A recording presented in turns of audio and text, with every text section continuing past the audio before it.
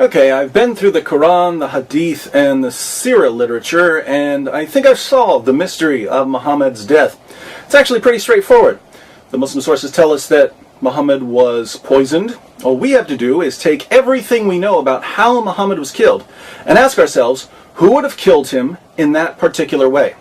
Police do this sort of thing every day. They match up a bullet with the gun that fired the bullet. They match up fingerprints with the finger who left the fingerprints. They match up details of a crime with a criminal who has a certain MO. So to figure out who killed Muhammad, we just need to do a little profiling. The main difficulty we face is that lots of people wanted to kill Muhammad.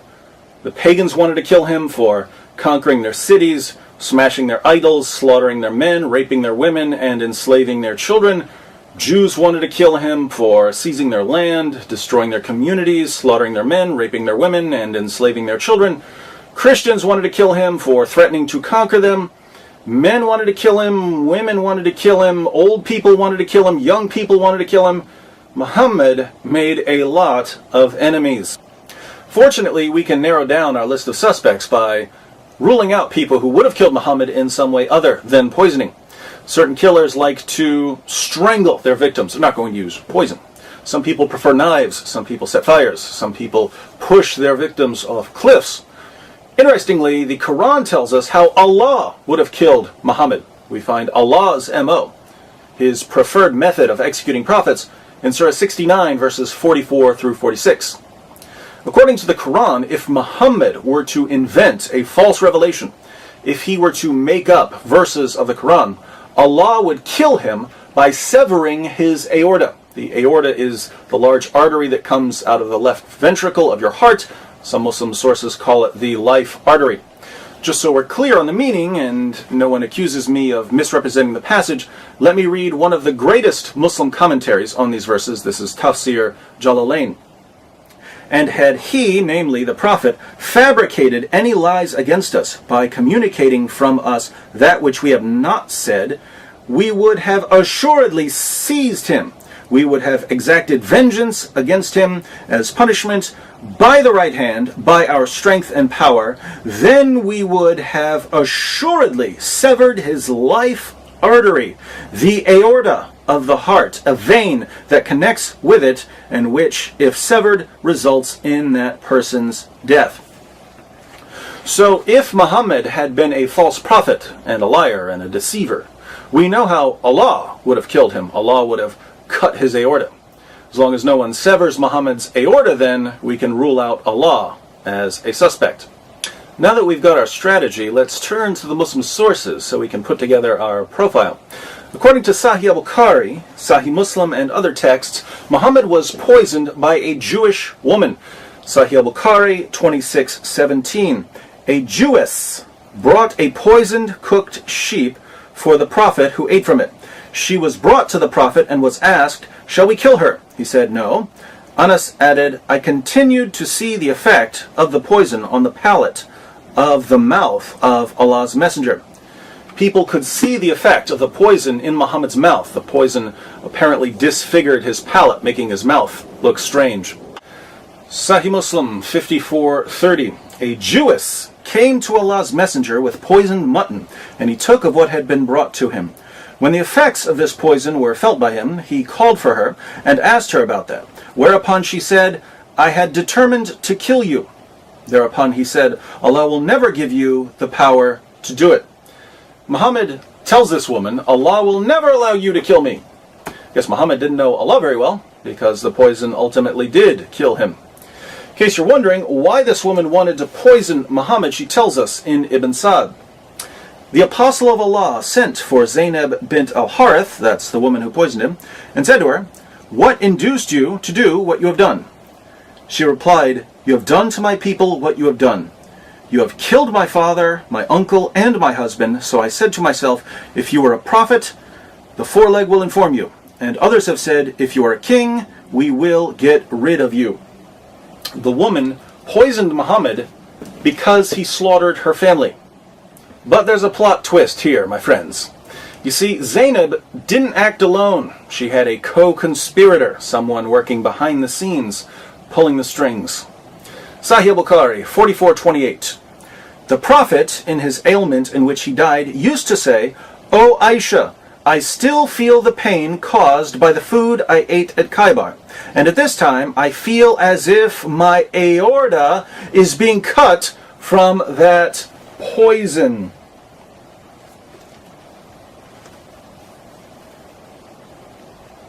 What's that, Muhammad? Something about your aorta being cut? That's funny. I seem to recall someone telling us that if he were going to kill you for being a false prophet, he'd do it by severing your aorta. But let's keep reading.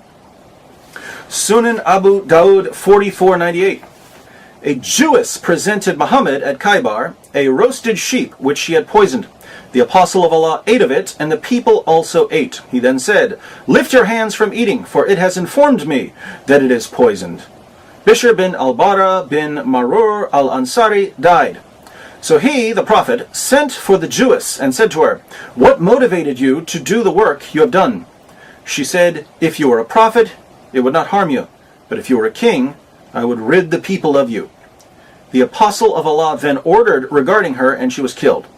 He then said about the pain of which he died, "I continued to feel pain from the morsel which I had eaten at Khaybar. This is the time when it has cut off my aorta." This is the time when it has cut off my aorta. Didn't someone tell us in the Quran that he would kill Muhammad by cutting his aorta? Notice the passage says that Muhammad's companion Bishr died from eating the poison. In Ibn Sa'd we read, "The apostle of Allah took the foreleg, a piece of which he put into his mouth. Bishr ibn al-Bara took another bone and put it into his mouth. When the apostle of Allah ate one morsel of it, Bishr ate his, and other people also ate from it. Then the apostle of Allah said, 'Hold back your hands, because this foreleg has informed me that it is poisoned.' Thereupon Bishr said, 'By him who hath made you great, I discovered it from the morsel I took. Nothing prevented me from spitting it out, but the idea that I did not like to make your food unrelishing. When you had eaten what was in your mouth, I did not like to save my life after yours, and I also thought you would not have eaten it if there was something wrong.' Bishr did not rise from his seat, but his color changed to that of a green cloth." Bishr died because he trusted Muhammad. Muhammad died too. His pain and sickness just lasted much longer. In Sunan Abu Dawud, Muhammad even described his pain to Bishr's mother. Bishr said to the Prophet, during the sickness of which he died, "What do you think about your illness, Apostle of Allah? I do not think about the illness of my son except the poisoned sheep of which he had eaten with you at Khaybar." The Prophet said, "And I do not think about my illness except that. This is the time when it cut off my aorta." There's that aorta again. Tabari, page 124, "The Messenger of God said during the illness from which he died, the mother of Bishr bin al-Bara had come to visit him. Bishr, at this very moment I feel my aorta being severed because of the food I ate with your son at Khaybar." According to Aisha, Muhammad was in total agony before his death. Sunan ibn Majah 1622, Aisha said, "I never saw anyone suffer more pain than the Messenger of Allah." In the end, Muhammad couldn't even walk on his own. His followers had to drag him around. Sahih al-Bukhari 2588, Aisha said, "When the Prophet became sick and his condition became serious, he requested his wives to allow him to be treated in my house, and they allowed him. He came out leaning on two men while his feet were dragging on the ground." Now, since the Quran says that if Muhammad were a false prophet, Allah would sever his aorta, and Muhammad eventually admitted that he could feel his aorta being severed, you might think we have a pretty good reason to reject Muhammad and his religion. But you're wrong. If you look more closely, you'll see that we have at least 10 good reasons to reject Muhammad here. First, think about Muhammad's argument in the Quran. "If I'm a false prophet, Allah will cut my aorta." People who make silly claims like this usually aren't prophets. "I am a prophet. If I'm not, may God strike me with lightning." "Ah, no lightning. This proves I'm a prophet." When someone uses that kind of reasoning, chances are he's a false prophet. But that's exactly how Muhammad argues in Surah 69. Second, even though these "God will strike me down" claims are usually enough to spot a false prophet, I believe that God sometimes makes things even more clear and obvious for us. If someone's running around saying, "I'm a prophet, God didn't strike me down," God might ignore him, but in some cases God might decide to thoroughly disgrace and humiliate him. And if any false prophet in history was a candidate for divine judgment, it was Muhammad.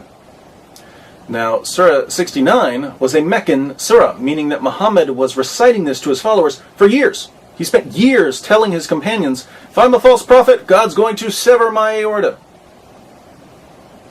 My friends, there are thousands of ways to die. Do you really think it's a coincidence that Muhammad died in exactly the way the Quran said he would die if he's a deceiver and a false prophet? Looks like divine judgment to me. Third, I don't want to call Muhammad stupid because that wouldn't be politically correct. But let's think about this for a moment. Muhammad and his followers attack Khaybar.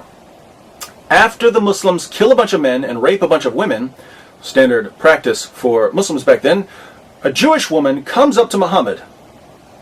The Muslims had slaughtered her family, and she offers to cook dinner for Muhammad and his band of merry men. And Muhammad accepts her offer. "Sure, I love lamb. So nice of you to cook dinner for us after we butchered your father and your husband." Look, if Muhammad doesn't have enough common sense to realize he probably shouldn't eat that lamb, why should we trust anything that comes out of his mouth? Sorry, you're not a real prophet. Fourth, despite the fact that Muslims had slaughtered her family, the Jewish woman, Zainab, was actually open to the possibility that Muhammad was a prophet. She gave him the poison as a test. If he were a true prophet, he wouldn't eat it. If he were a false prophet, he'd die. Since Muhammad died from the poisoning, he failed Zainab's test. Fifth, Muhammad's companion Bishr could taste the poison as soon as he put the lamb in his mouth. Why did he keep eating? He kept eating because he believed in Muhammad. There's no way this lamb is poisoned. Muhammad is eating it. He's the prophet. Bishr's faith in Muhammad got him killed. And I'm willing to lay this down as a rule. If I can't trust you with my dinner, I definitely can't trust you with my salvation. If you can't figure out what's waiting for you in food, how could you possibly know what's waiting for you in the afterlife? Sixth, when Zainab told Muhammad that she had poisoned him, Muhammad said that Allah would never allow it. But Allah did allow it. So if Muhammad was wrong about Allah then, please explain to me why I should trust him when he tells me other things about Allah. Seventh, Muhammad claimed that the lamb he was eating spoke to him and told him that it was poisoned. So he got a special revelation because he was a prophet. Two questions. One, why didn't the roasted lamb say something 5 minutes earlier, which would have saved Muhammad's life, not to mention Bishr's life? And two, why did Muhammad need a revelation when you could taste the poison? Isn't this proof that Muhammad was actually making up revelations? Isn't it obvious that he tasted the poison, same as Bishr, but instead of saying, "Hey, I taste poison," he said, "It's speaking to me. I'm a prophet." Sounds like a fake to me. Eighth, think about the justice here. The justice is just a little too poetic. This can't be a coincidence. Muhammad did more than anyone else in history to provoke hatred against Jews. Muhammad did more than anyone else in history to oppress women. Muhammad told his followers that women are stupid. And then Muhammad died a miserable, humiliating, wretched death after being outwitted by a Jewish woman. So God didn't merely disgrace Muhammad by severing his aorta, thereby identifying him as a false prophet. God added to Muhammad's degradation by severing his aorta through the hands of a Jewish woman seeking vengeance against the man who had brought her community nothing but death and rape.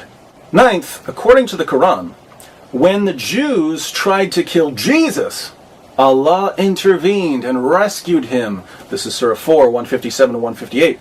Allah took Jesus safely to paradise. He wouldn't give anyone the victory over Jesus. But when a group of Jews wanted to kill Muhammad, what happened?